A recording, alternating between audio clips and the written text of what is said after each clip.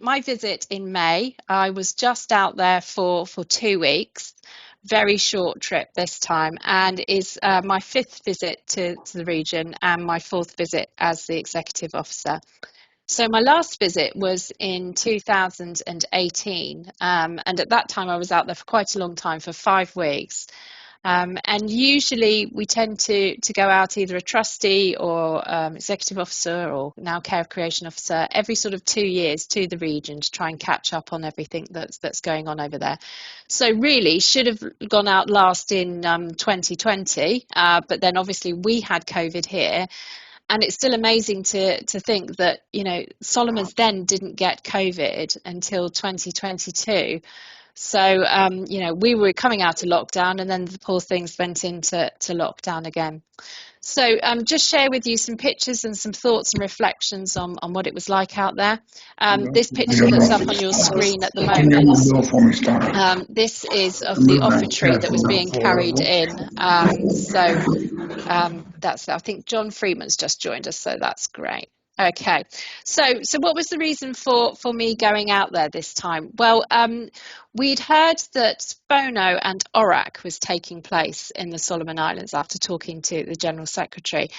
And we thought it was a really good opportunity to go out at this time to see what's going on with the church and the religious orders out there, but also to meet with some of the other agencies that work in the region, and have the opportunity to present to the FONO. So the FONO is the primates from the other Pacific countries.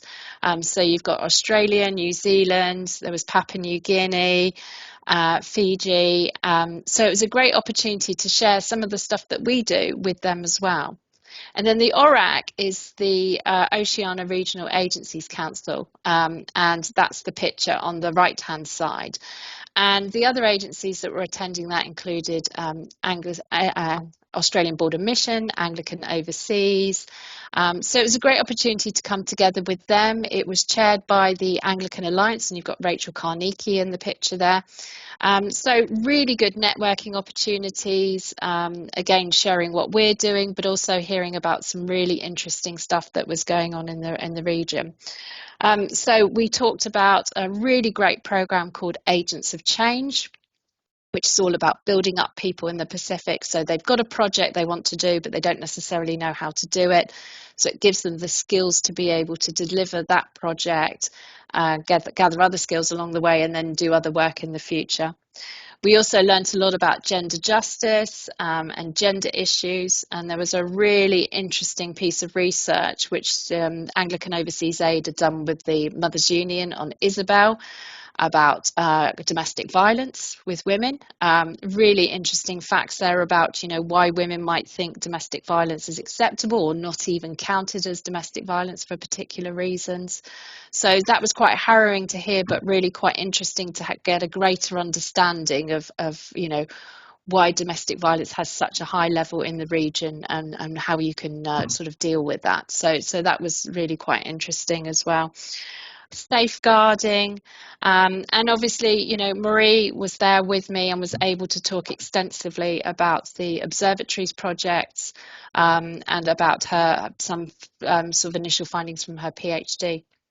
And as I said, we had Lydia, who's the rector of Ottery St Mary, with us as well, as her first visit out to the Solomon Islands. And as I said, Lydia's written an article for our magazine and has also given some talks already about her time out there. But it was also a good opportunity to talk to the church out there about the implications of the Church of England's blessing of same-sex marriages, and what that means for them. The Archbishop Leonard had been invited to attend a meeting of other churches, and his name appeared on a letter which went out to say that the Anglican Church of Melanesia was now not in communion with the Anglican Communion. So there was definitely some misunderstanding there. So the church actually released a statement while we were out there on what their views are about the Church of England going down the route of same-sex marriages and what it means to them. Now, of course, we know that this is a Church of England agreement and that the other provinces around the region have to make their own decisions on the route they're going to take with that. And that's what they've laid out in their statement, is that they don't agree with what the Church of England have done, but they are still feel that they are in communion with us as well. So if you do want a copy of that statement, I can provide you with that. So they are still part, the Anglican Church of Melanesia is still very much part of the communion, of the Anglican communion, which is really good. And I spoke to one of the bishops out there. They spent a long time crafting this statement because they felt very strongly about it, but they didn't want to fall out with us. And they still want to be in discussion going forward. So a really good example of how to disagree well, which I think is really encouraging sort of going forward on that as well. So that was useful to hear.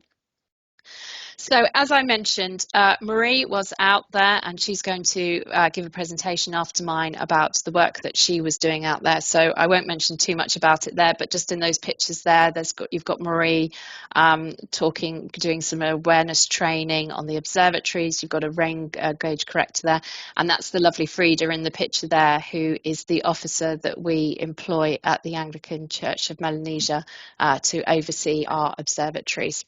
So I won't say too much more about that. And then I also said that Lydia came out with us, and it was where I learned such a lot actually taking Lydia out there. We haven't done placements for a while now. We know they're really valuable. We know that it's really good for people to actually go out there, experience what it's like out there, but also two-way placements. And, you know, we were lucky enough to have the brothers with us earlier in the year. So I learned an awful lot about, you know, how we can do placements going forward, and where people should stay and where people should possibly not stay, depending on the length of time that we're going out there. I'm sure Lydia would be happy to take any questions, but you know, Lydia went out with a very clear brief of what she wanted to do, and I'm sure she won't mind me sharing some of this. So she wanted, you know, to build relationships with the brothers and sisters, to strengthen relationships between her parish and the Anglican Church, to gain a better understanding of Melanesian culture and the context of mission and ministry, to understand the challenges out there, to give first-hand testimonies of the impact of the climate crisis, and to see the commonalities of mission and ministry that we share. So I think for a charity, placements are going to be something that, you know, we think we're in a really good position to offer. And as I said, both ways, we really want people to go out there and experience the religious orders and the church out there. People with useful skills. So Lydia was doing teaching while she was out there with the Melanesian sisters. And then to come back with those stories then to share. It's really expensive. It's very, very expensive to go out there. So I think, you know, if we want more people to go out there and if we want more people to come here, like we brought the brothers earlier in the year, we've got to do some serious fundraising for this and look at what grants are available out there. I think it's easier to get grants for longer placements, but we know that, you know, very busy people like Lydia cannot go out for months at a time. She's got a number of things to do in this country. So we seriously need to think, you know, if this is how we're going to grow the mission and the understanding, then that's something that we need to pray about and fundraise for going forward. But as I said, I'm sure if there's any questions, Lydia won't mind answering them. And she's also given some great presentations already on her time out there. So the other reason for me going out there is really just to find out, you know, what's going on with the Anglican Church of Melanesia at the moment. And also to let them have a greater understanding of what we do in this country and how we can best support them. So we were giving presentations while we were over there about the work of the charity, but more importantly, listening to the concerns and the challenges of the church out there at the moment. So really positive to hear that the Trust Board, who manages the finances for the church out there, have agreed the funding for the new headquarters to be built. So the old headquarters have been knocked down probably about 18 months now. But they have agreed to fund the new office block, so they're hoping that that's going to start building this year. Building materials, like everywhere around the world, have gone up such a lot since COVID, so obviously the costs have increased there as well. The Trust Board is also agreeing to fund a new Southern Cross boat, so this is the mission boat. It needs to be larger, so it can get particularly between Solomons and Vanuatu and the Reef Islands and Tuamotu. So while I was out there, the Deputy General Secretary Peter had been out to, I think it was Perth, to go and look at a boat there that they're possibly thinking could be refitted to be the next Southern Cross. So that's really good as well. What the church was asking us for while I was out there was placements for people, training programs, so helping the bishops, upskill the bishops, teacher training programs. They've also asked for some help with some strategy. So it's really important for us as a very small agency to say, right, we can't do everything, but what can we do? And I think what we are good at is the placements and the training, the exchange of people and the ideas there. And obviously you can see literacy's a programme that they're doing there at the moment. So I was also able to attend a couple of sessions from the Diocese of Guadalcanal. They were holding their synod while I was there. And it was really interesting that they've just launched a safeguarding programme now across all of the dioceses, but was being launched in that diocese. And it was interesting to see some of the kickbacks for sort of safeguarding and maybe a misunderstanding of why priests and churches need to be concerned about safeguarding. But, nothing that we've probably not heard in this country. So that was interesting. And the Diocese of Guadalcanal was saying that the challenges that they face are coming out of COVID. Again, like I said earlier, thinking that they only went into COVID sort of, last year. They are still recovering quite a lot from the impacts of COVID there. Also on peace and reconciliation. So we had the riots in Honiara December before last. Those issues were never resolved again. I don't know if you remember, but that was the storming. It was a protest outside the Parliament building because of the security pact that had been signed with China and people not knowing what that meant for people. So that's not been resolved. And I know there's been some questions about supporters about, what's happening with China and other things. I think the simple answer is that people are worried because they don't know what the implications are for what their government has signed with China, this security pact, because it was never made public. So people just want to know what the implications are.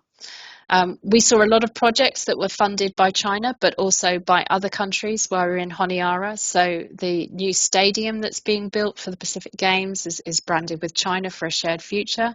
But then Japan's helping with the roads. The Americans have just opened an embassy.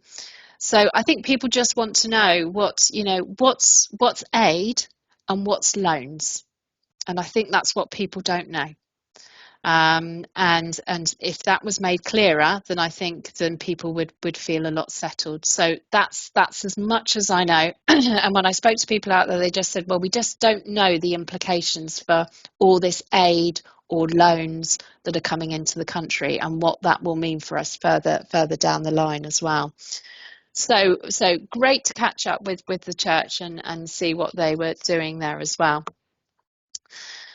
So then it was also good to do some very brief visits to some schools and school partnerships.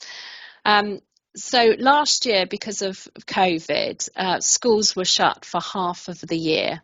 So children lost half a year's of education last year. And this year, the schools, because if you remember their school year runs January to December, their schools are all shutting again at the end of October because of the Pacific year. So children are losing some of their education this year as well as trying to catch up from last year as well. So we just went out. I only visited St Nicholas and the Bishop Norman Palmer School, and Selwyn College as well. Some issues in all of those schools with libraries and access to books. Concerns that you need a sort of proper librarian to organise your library, where, you know, I would just say you just need a simple system. So we'll see if we can help out with libraries and books. You know, the whole thing about, well, books don't last out there. Would it be better to have more IT access? Well, the schools are beginning to have, I think they're all connected to the internet now. And there are very small computer labs, but they tend to be for the older children with sort of limited access during the day. So that's maybe something we can look at supporting as well. Selwyn College has just also announced a ban on mobile phones, so the children can't even sort of access online stuff while they're at the school. And there's a 2-week suspension if you're found with your phone. So can you imagine if that was in this country? We'd have no children in school at all at the moment. So an interesting thing. But again, I think there's a concern of, you know, the influence of social media on young people, on all people out there. So Selwyn College has gone down this route of no mobile phones. So really interesting. And in the pictures here, it's really nice to see, you know, met some of the teachers that we brought out to this country, and to see what they've taken back with them into their learning environments there. And again, you know, it's something that we might look at in the future, as bringing over some more teachers to this country that we could really sort of build up with the skills and know that they'll go back and share those skills as well. So really nice to visit some classrooms. I took some letters from some of our UK linked schools and brought back some letters. So that's really nice that we've got children in this country writing to children out there. So that was lovely. And then I was fortunate enough to go into the schools with Marie, who then did her talk on climate change. And I expect she might mention that in her talk later on as well. So good to visit some schools and just to understand some of the sort of challenges that they're facing at the moment. And then obviously my favourite thing is going to visit all of the religious orders. So some really whistle-stop tours of all 4 religious orders there. And as part of our trip, again, Marie will talk about how she's going to be establishing some of these observatories in the different religious orders there. So let's start with the Sisters of the Church. You can see them gathered around their Easter garden there. Great to see Sister Veronica, still absolutely full of energy. And really good to see the sort of projects that are going on there. You know, the belief that T&K, their headquarters with their retreat ministry there, is a really strong thing. So she's extending the retreat house there. In readiness to provide more programs for people. So while I was there, Diocese of Guadalcanal had about 100 people there. The General Synod for the Anglican Church in Melanesia will be happening there in November, and this is why she's trying to finish extending the retreat house there. They've opened a little canteen, little shop to sell things, money, income there.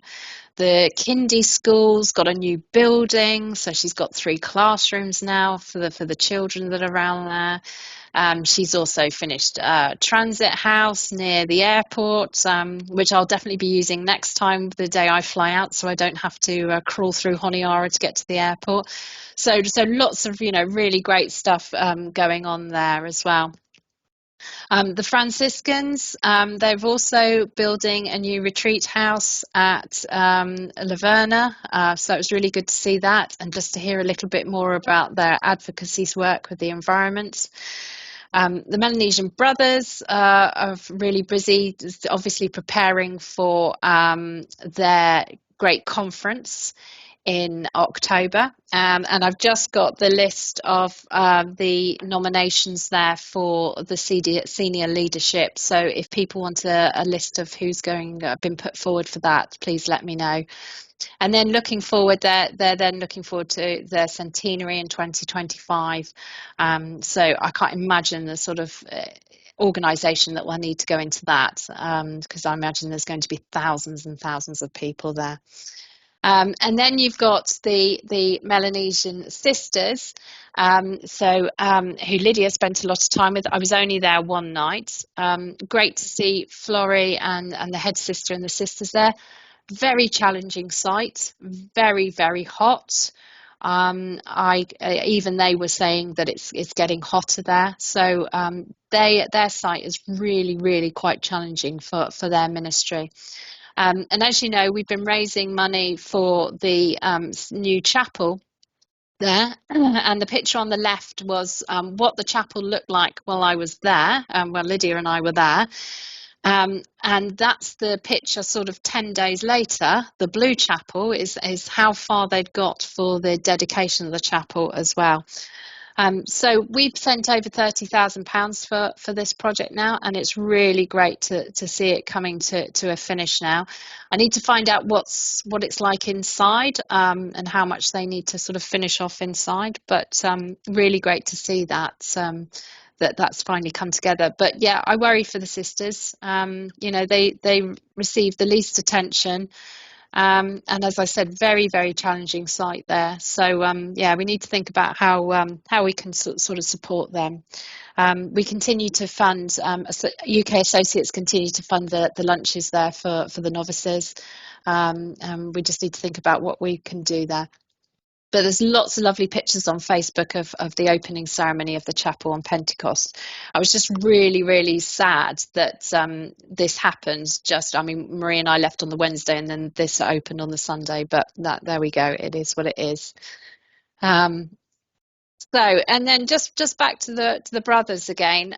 So I was at Tabalier for a Saturday and Sunday, and they were doing a youth ministry there. They invited youths from some churches in Honiara to come and spend the weekend with them. Partly to encourage younger companions, and also for the boys to see what it might be like to be a brother in the future, novice and a brother in the future. So that was great to see. Lots of fun, and even Melanesians in drag, which I never thought I would see, but children actually thought it was absolutely fantastic. It was a really fun family sort of weekend that was going on there. So it was really great. It was also very moving, obviously, to see the graves of the martyred brothers, just thinking of the 20th anniversary. And then the new grave that you can see there is for Brother John Blythe, who his ashes were brought back from Canada, and he wanted to be buried next to Fox there in the graveyard. And as I just mentioned, this year was the 20th anniversary of the 7 martyred brothers. And when we had the head brother and elder brother with us in March, April, they were going back for a very special service on the Weather Coast to dedicate the new memorial to the 7 martyred brothers there. So again, there's lots of pictures on Facebook of this, and I will be putting an article in the next magazine about that. So they all travelled round there with the Archbishop, Bishop Benedict, mission secretary, and you've got the big cross and the altar there, and then individual crosses where each of the brothers were actually murdered on the spots that they were martyred on as well. So it was a reconciliation.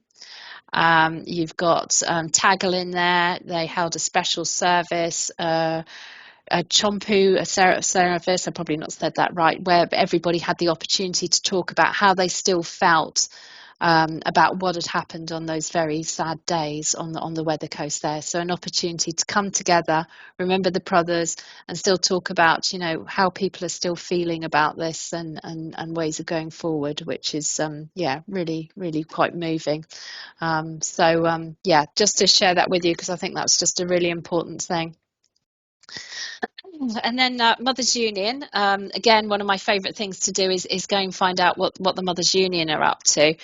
I was really privileged to attend a training session for the Positive Parenting Programme, which they're seeing as a real need to roll out across the diocese, because there's lots of issues with domestic violence, there's child marriage.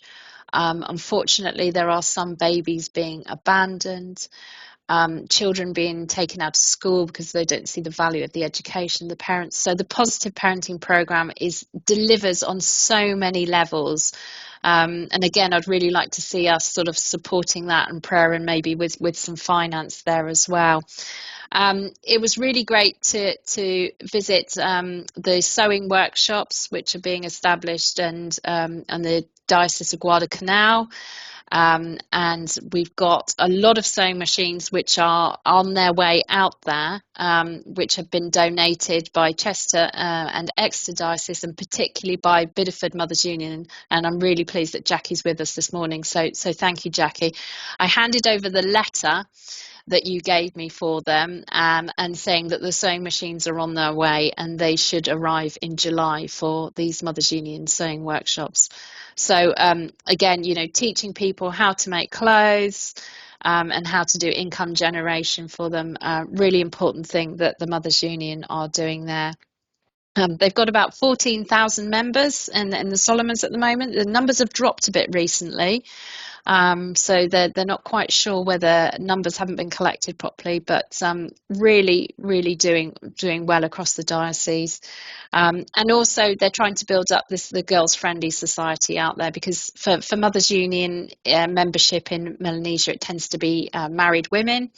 But they really want to do some more work with younger women out there. So the Girls Friendly Society is something that they're doing. So these are just some of the lovely people that I met when I was back out there again. The Melanesian mission's always been about prayer. It's been about people, and it's been about giving. And it was really nice to reconnect with the amazing people out there. I mean, I have to remind myself it is work, but it is an absolute privilege. And made all by the wonderful people that you meet out there, talking to Sister Veronica and the teachers, and the conversations that you have with the drivers, with Milton and with Charlie up there at the top about what's going on, and Sister Christy. It's a real privilege to sort of reconnect with these people. You always have the best conversations on the last day again, almost on the way to the airport. Everybody turns up with their stories.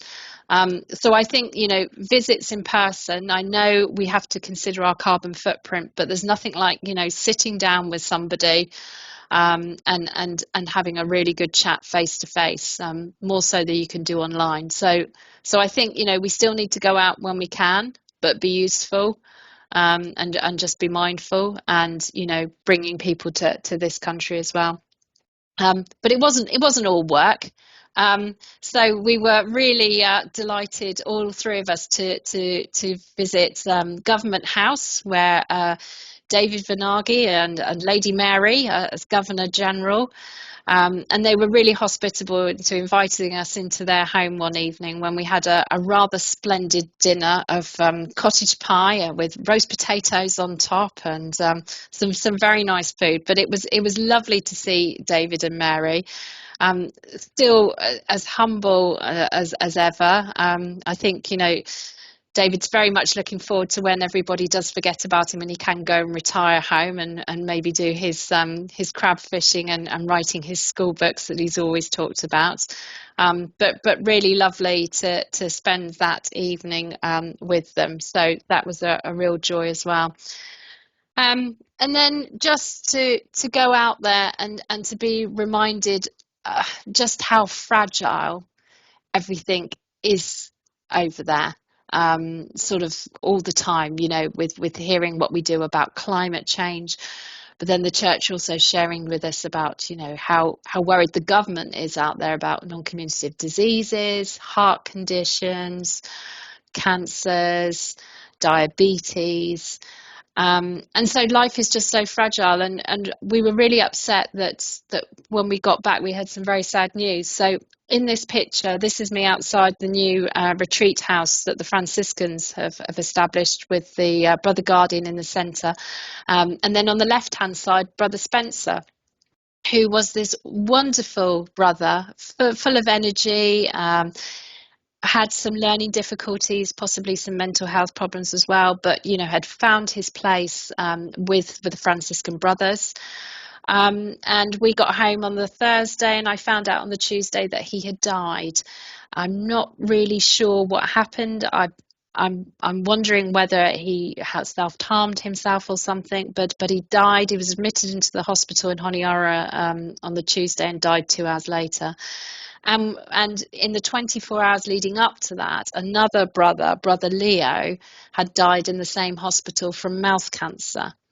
And I'm thinking that's probably because of the betel nut chewing. So, you know, to be with these people just one day and then they're gone the next, and, you know, to see the litter and maybe the sort of fragile, the ecosystem over there and the political system just reminds me of how, you know, precious everything is and how sort of fragile life is still out there. So forgive my sort of ramblings at this stage. That's kind of my initial thoughts. I'll be a little bit more detail in sort of articles and blogs that follow. I'll stop presenting now, if I can. There we go. And I'll let Marie get her presentation ready. If there's any questions, if not, we can wait to the end.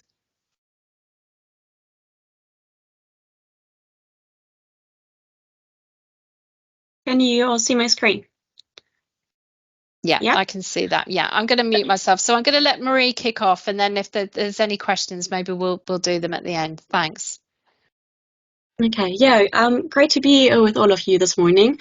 So I had a bit more time than Katie in Solomons, actually. So I arrived on the 24th of April and stayed there until the 24th of May, the last 2 weeks being there with Katie.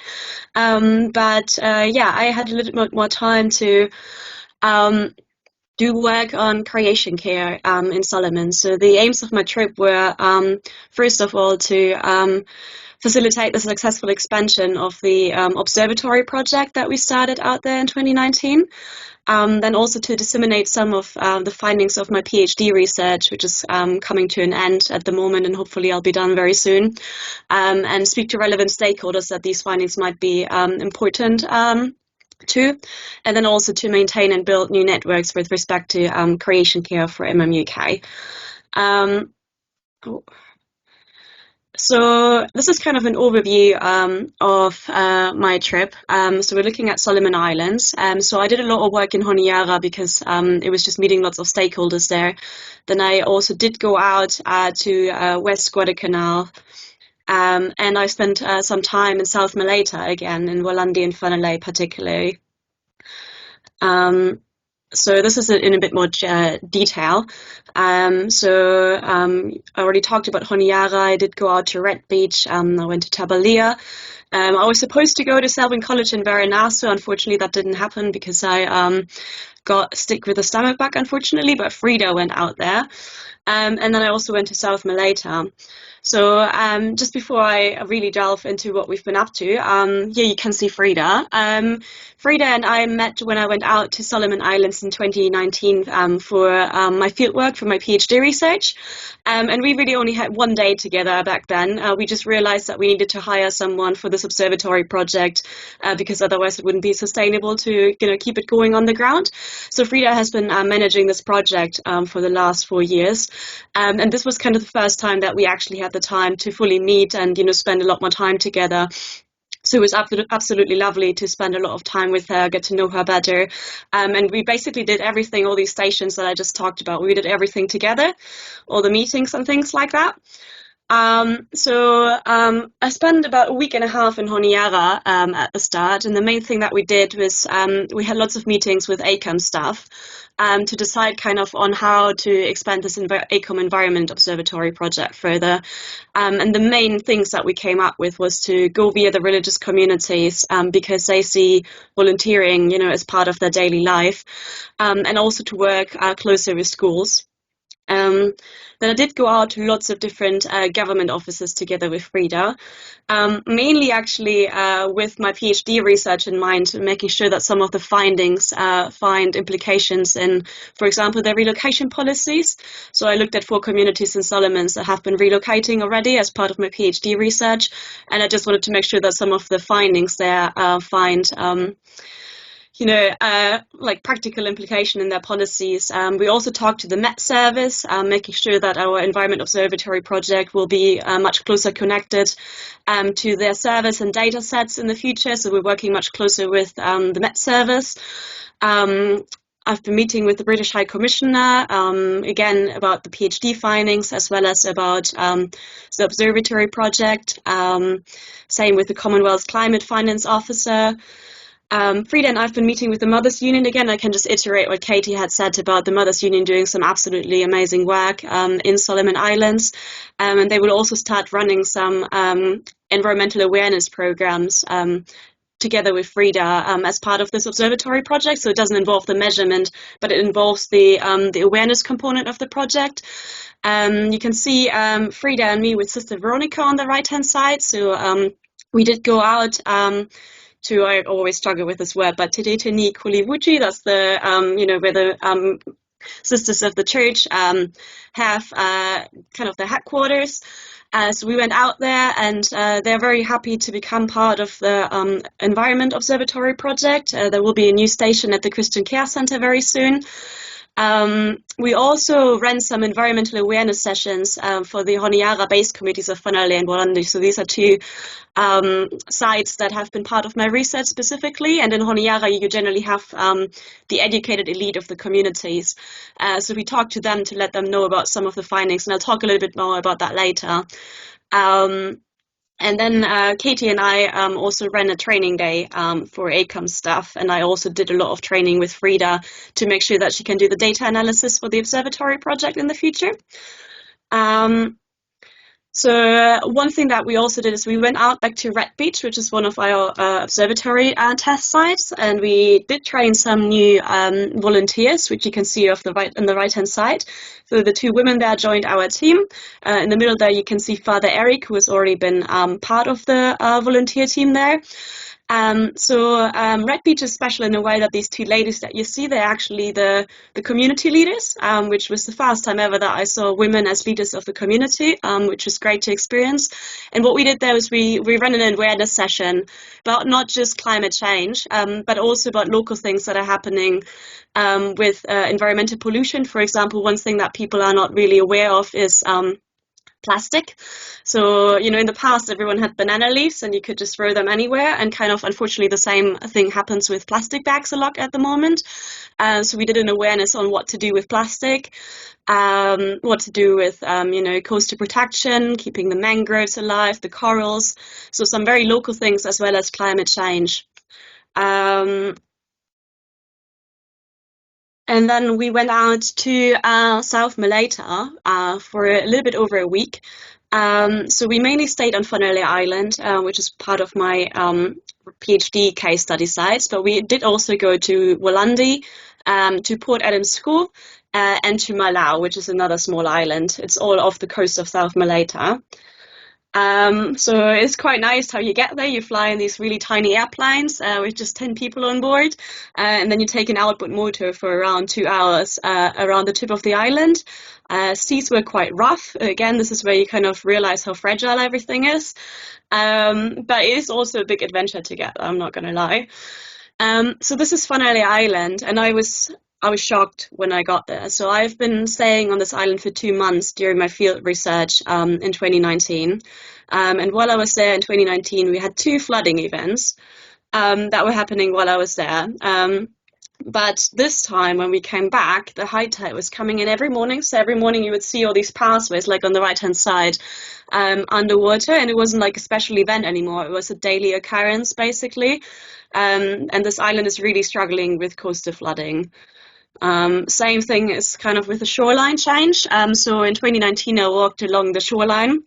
And I took pictures of, signs of shoreline erosion and took the GPS coordinates with it. So my idea was to do the same thing this time. And Frida and I set out on a walk towards the tip of the island. Unfortunately, about halfway in, we had to completely stop this small expedition because the water was coming in from 2 sides, through the mangroves and from the beach. And we had to hold the camera out of the water. and just kind of had to make our way back. So it's really shocking to see how this island has just changed within the last 4 years. The erosion and the flooding have both gotten much worse, and this is really climate change. And it's like everyone should go and see this island, really, because it is showing what climate change can do on the ground for local people. So again, we ran some awareness sessions there. So as I said, it is climate change, but there's also, again, local things that people are doing, like cutting down the mangroves, destroying their coral reefs.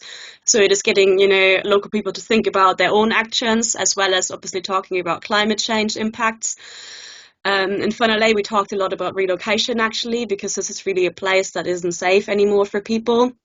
And then we also trained some new volunteers again in the observatory project, and we put some new rain gauges on the island. So you can see Frida running the training session there with some local people. We did visit the neighboring island, Malau. It's just like 10 kilometers north of Fanalei, and again, it's the same story. So there's lots of signs of shoreline erosion. This used to be all palm trees when I went there in 2019 on the left-hand side, where you see the rubble. There used to be trees everywhere. And it was kind of shocking to see this. You can see the erosion scarps as well, like the dip where the beach is kind of eroded at the top where the trees are still standing. But that didn't used to be there, so these trees were all alive 4 years ago. We did also go back out to Walandi. So this is a new picture from this year on the left-hand side. Again, this used to be the community of over 1,000 people, and this is what it looks like now. Walandi received some funding from UNDP, actually, for a seawall, and that's a seawall that we're seeing on the right-hand side. Unfortunately, the seawall, if you build ad hoc seawalls, they're usually not properly designed when it comes to like currents and sediment pathways, so they're already having a breach in the seawall at the moment, so it's not going to be a sustainable long-term solution. And this was something that we talked about in Walandi, actually looking into more mangrove replanting, for example, because hard structural defenses, and that's part of my research, have been found all over the Pacific to fail, actually.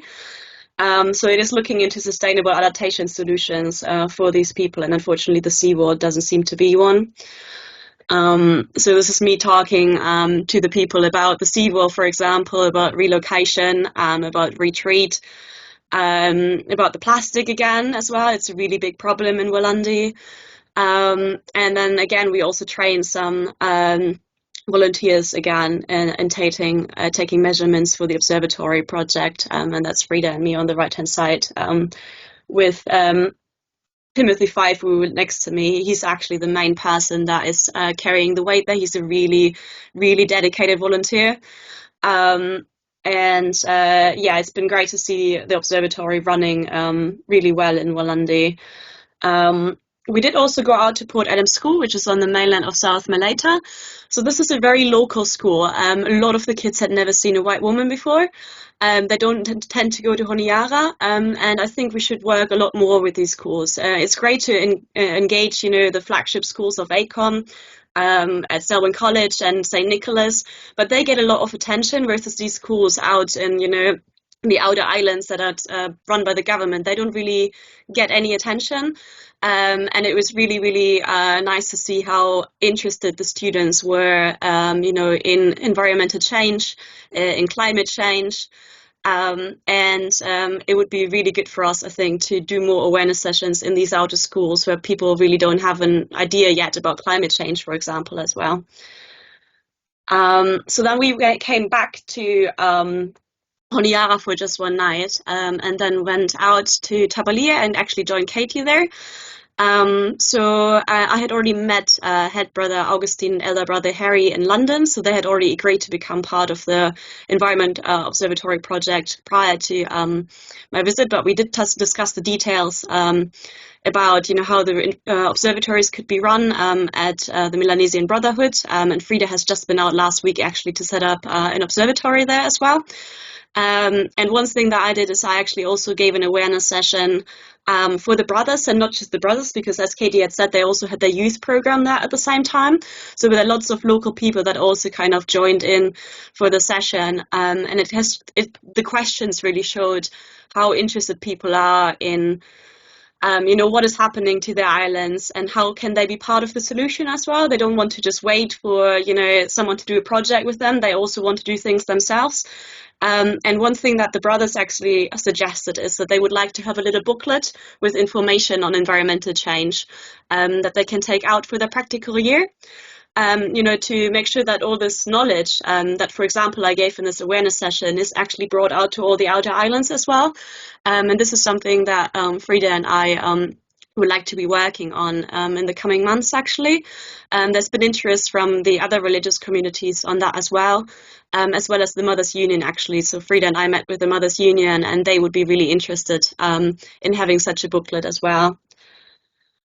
So then as I mentioned beforehand, I wasn't feeling very well, unfortunately. I think I ate something wrong or drank something wrong. But fortunately, there's Frida. And Frida actually went out to run training sessions with the Franciscan brothers and with the Melanesian sisters at Varanaso, and trained the novices and some of the sisters and brothers in how to take measurements for the observatory project. So we've got two new sites there, and they're kind of training sites.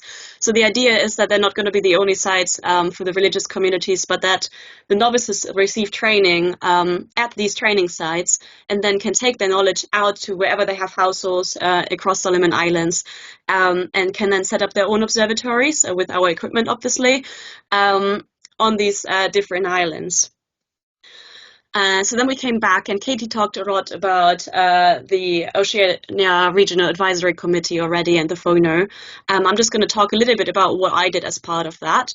Then we did go to some schools as well, and did some more training with ACOM staff. So as part of the ORAC, actually, we had a field visit to Red Beach and to our observatory site there. And Frida and I kind of gave an overview of what we're doing with this project for all the other agencies. And there was, quite a bit of interest in, what was happening, what we're doing. And it was just great to share that with all the other agencies, because one problem that we're facing at the moment is, this is not MMUK, but as part of my PhD, I looked at kind of agencies in a wider scope, and there's a lot of duplication, so that people don't really know what one agency does. So it was really great for us to actually attend, learn what everyone else was doing, making sure that everyone's aware of the project, and also maybe find some synergies to work together. And then we did go out to St. Nicholas School for some more awareness talks. So you can see on the left-hand side, that's me in one of the halls with, I think, Form 6 and Form 7 students. I was surprised how many students we had, actually. It was quite a big audience. But again, students and St. Nicholas are so switched on when it comes to climate change. So they actually knew a lot already. It was great to see that it was part of their general curriculum. And there were some really good questions from students who were, for example, living in South Malaysia as well, about what part they can play, what part other countries need to play in tackling climate change. And it was just really great to see, how much the students were engaged in the topic. And Frida was actually going to come back and also install some observatory equipment in St. Nicholas as well. And then very similarly, we also went out to Bishop Norman Palmer School and again gave an awareness talk about impacts of environmental change. So not just climate change, but also local things. And also talked a little bit about the observatories. And again, Bishop Norman Palmer School will also have some of the observatory equipment in the future. We also did have a formal staff training day, again, where Katie already talked about, giving an overview of what MMUK does. I specifically talked about the observatories to make sure that it's not just Frida and some of the other people in the project office or high up knowing about it, but pretty much everyone. And also including some local things, for example, the plastic. There's some really simple things that you can do about that. For example, taking a cloth bag, and I know that the Mothers Union is really interested in suing some cloth bags as well. So it's been really great to kind of work with everyone and to share what we're doing. And I think there's been some really interesting ways of how we can work in the future with religious communities, with the map service, with other staff at ACOM. So yeah, it's been a great experience to be back out there, and I really look forward to working on some of these things that have come out of the visit. So yeah, thank you very much, and I'm happy to take any questions you might have.